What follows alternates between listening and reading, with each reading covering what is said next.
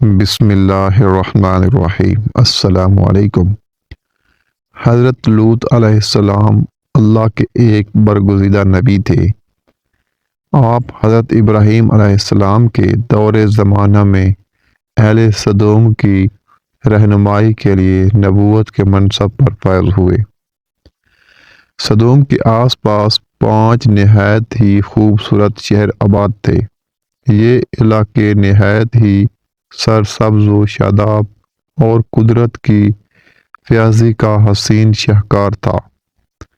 یہاں باغات کی کثرت تھی، لہلہاتی کھیتیاں یہاں کی ضروریات سے کہیں زیادہ تھی۔ اردن، شام اور اسرائیل کے درمیان بسا ہوا یہ علاقہ نہایت ہی زرخیز تھا۔ یہی وجہ تھی کہ آس پاس کے بستیوں کے لوگ بھی اپنے معاشی اور غذائی ضروریات کو پورا کرنے کے لیے ان بستیوں کی طرف آتے تھے۔ مگر یہ بات سدوم کے لوگوں کو بالکل پسند نہ تھی۔ ان کے خیال میں ان کی بستیوں میں پیدا ہونے والے پھلوں، اناجوں اور سبزیوں پر صرف ان کا ہی حق تھا۔ وہ نہیں چاہتے تھے کہ دوسری بستیوں کے لوگ ان کے علاقے میں آئیں۔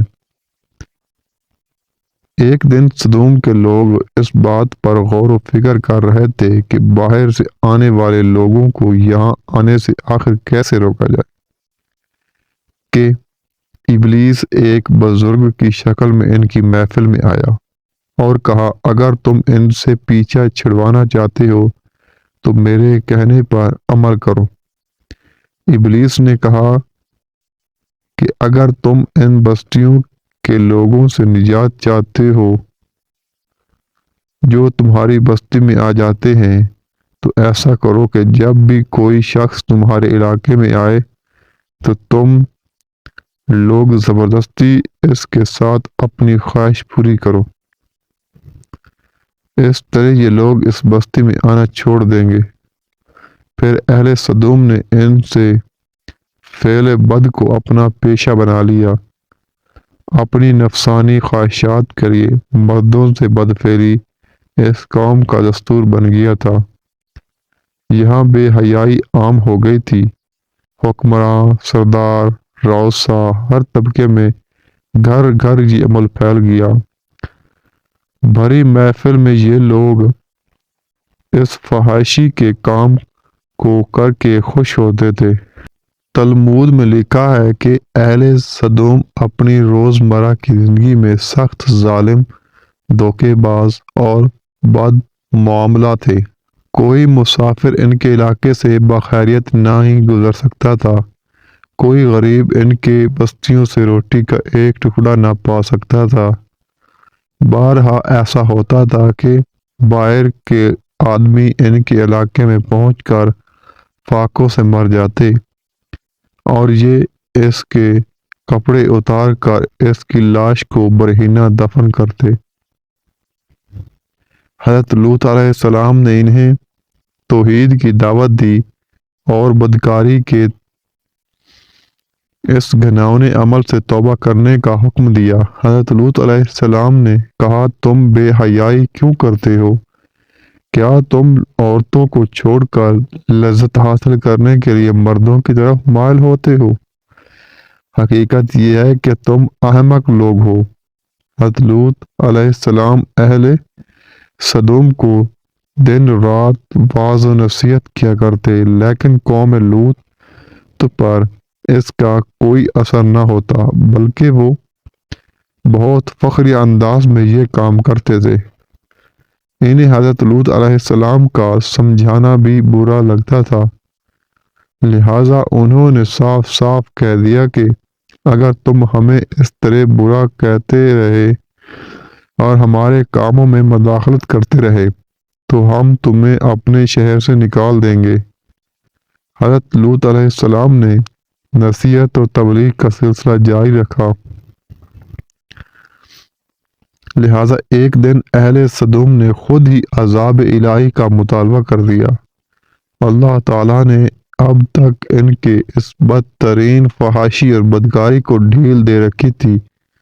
لیکن جب انہوں نے حضرت لوط علیہ السلام سے ایک دن کہا کہ اگر تم سچی ہو تو ہم پر عذاب لے آؤ، لہذا ان پر عذاب الہی کا فیصلہ ہو گیا، اللہ نے اپنے خاص فرشتوں کو دنیا کی طرف روانہ کر دیا۔ پھر یہ فرشتے حضرت لوط علیہ السلام کے گھر تشریف لے آئے۔ حضرت لوط علیہ السلام نے جب ان خوبصورت نوعمر لڑکوں کو دیکھا تو سخت گھبراہٹ اور پریشانی میں مبتلا ہو گئے۔ انہیں یہ خطرہ محسوس ہوا کہ اگر ان کی قوم کے لوگوں نے انہیں دیکھ لیا تو نہ جانے وہ ان کے ساتھ کیا سلوک کریں گے۔ حضرت لوط علیہ السلام کی بیوی کا نام وائلا تھا۔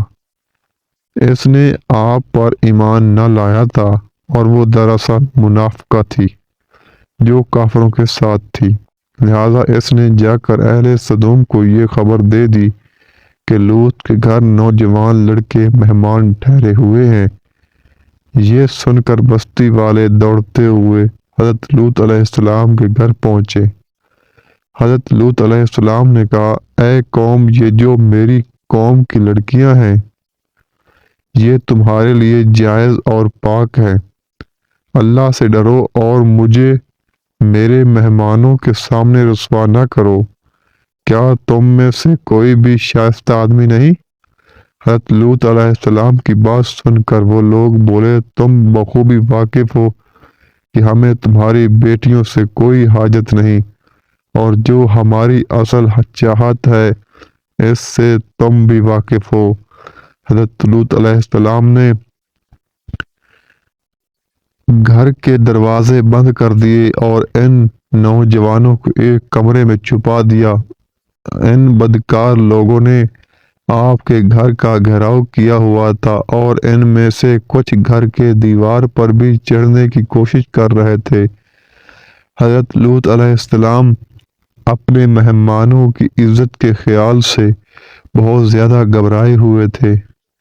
فرشتے یہ سب منظر دیکھ رہے تھے۔ جب انہوں نے حضرت لوط علیہ السلام کی بے بسی اور پریشانی کا یہ عالم دیکھا تو حقیقت سے پردہ اٹھاتے ہوئے یوں فرمایا، اے لوط، ہم تمہارے رب کے بھیجے ہوئے فرشتے ہیں، یہ لوگ ہرگز تم تک نہیں پہنچ سکیں گے، ابھی کچھ رات باقی ہے، تو اپنے گھر والوں کو لے کر چل دو اور تم میں سے کوئی شخص پیچھے مڑ کر نہ دیکھے۔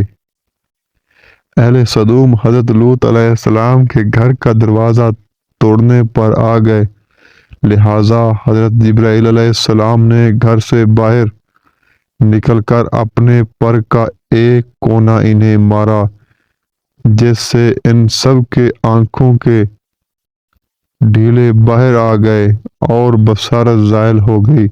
یہ خاص عذاب ان لوگوں کو پہنچا جو حضرت لوط کے پاس بدنیتی سے آئے تھے۔